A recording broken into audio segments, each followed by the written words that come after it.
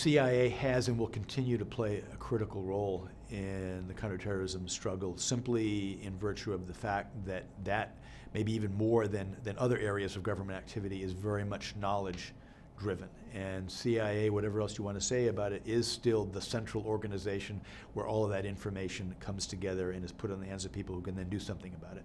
So CIA will continue to play a central role in it, although the nature of the struggle has changed a great deal since 9/11. At the time of 9/11, we were really primarily focused on retail counterterrorism, if you will, focusing on individuals and small groups of individuals who were plotting against the United States of America. Now, the terrorist groups about whom we are most concerned are not just focused on fomenting terrorism. They're actually trying to build a state, and primarily centered in Iraq and Syria, but also it's metastasizing elsewhere in the world. And that makes the challenge a little bit different.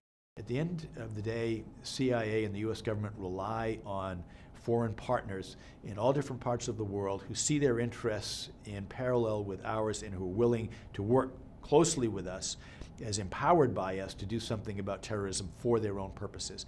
There are increasingly large parts of the world now where that simply isn't the case. Large parts of the world that are beyond the grasp of any competent or reliable political authority. And so now more and more the CIA and the US government are engaged in trying to help to create those competent authorities on the ground with whom we can then cooperate in the war on terrorism.